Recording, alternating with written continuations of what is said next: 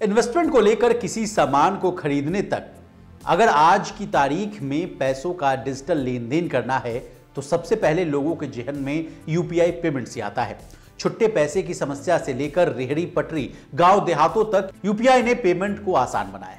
ये सब digital India और इंटरनेट बैंकिंग में किए गए बड़े बदलाव के कारण हुआ है।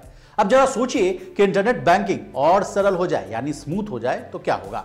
असल में फंड सेटलमेंट को और भी तेज बनाने के लिए रिजर्व बैंक ऑफ इंडिया ने बैंकों के बीच इंटरनेट बैंकिंग के लिए इंटरऑपरेबल इंटरनेट बैंकिंग सिस्टम शुरू करने की तैयारी कर रहा है।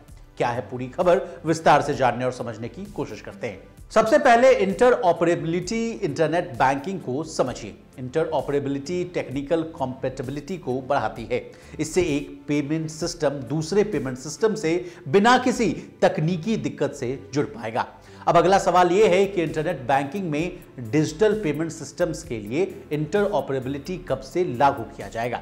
बता दें, गवर्नर शक्तिकांत दास ने बताया कि इंटरनेट बैंकिंग में डिजिटल पेमेंट सिस्टम्स के लिए इंटरऑपरेबिलिटी को साल 2024 में ही लागू किया जाएगा। इससे मर्चेंट्स को बहुत आसानी हो जाएगी। इस सिस्टम के आ जाने से मर्चेंट्स के फंड सेटलमेंट तेजी से किए जा सकेंगे। फिलहाल इंटरनेट बैंकिंग ट्रांजैक्शंस की प्रोसेसिंग पेमेंट एग्रीगेटर्स यानी पीए के जरिए की जाती है। इसमें इंटरऑपरेबिलिटी की सुविधा नहीं होती है। इसके चलते बैंक को अलग अलग ऑनलाइन मर्चेंट्स के पेमेंट एग्रीगेटर के साथ अलग अलग इंटीग्रेट करना पड़ता है। इसी परेशानी को अब दूर करने की कोशिश की जा रही है। इस कहानी में पेमेंट एग्रीगेटर शब्द बार बार आ रहा है। ये क्या होता है, ये जानिए।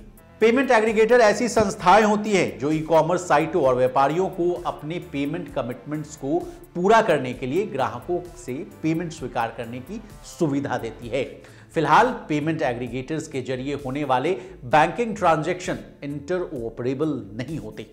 अब बैंकिंग ट्रांजैक्शन इंटरऑपरेबल नहीं होने के कारण क्या क्या दिक्कतों का सामना करना पड़ता है, जरा ये भी जानिए। अभी इंटरनेट बैंकिंग ट्रांजैक्शन की प्रोसेसिंग पेमेंट एग्रीगेटर्स यानी पीए के जरिए की जाती है। इसमें इंटरऑपरेबिलिटी की सुविधा नहीं होती है। इसके चलते बैंक को अलग अलग ऑनलाइन मर्चेंट्स के पेमेंट एग्रीगेटर के साथ अलग अलग इंटीग्रेट करना पड़ता है। इस वजह से मर्चेंट्स को पेमेंट रिसीप्ट में देरी होती है। बता दें, इंटरऑपरेबल पेमेंट सिस्टम के चलते सेटलमेंट की रिस्क भी कम किया जा सकेगा। अब जाते जाते आरबीआई को यह कदम क्यों उठाना पड़ा है, इसके पीछे की कहानी जान लीजिए। यूपीआई डिजिटल इंडिया का सबसे चमकता हुआ सितारा है। यूपीआई ने दुनिया भर में अपनी पहचान बनाई है। डिजिटल पेमेंट्स में यूपीआई की हिस्सेदारी 2023 में 80% के करीब पहुंच गई है। वहीं साल 2017 में यूपीआई के जरिए 43 करोड़ से ज्यादा भुगतान हुआ है। बता दें, देश में एक दिन में यूपीआई के जरिए 42 करोड़ पेमेंट्स होती है। इसलिए पेमेंट सिस्टम को दुरुस्त करने के लिए यह कदम उठाया जा रहा है। इसी तरह बिजनेस जगत से जुड़ी तमाम ताजा तरीन खबरों के लिए बने रहिए हमारे साथ और देखते रहिए लोकमत हिंदी।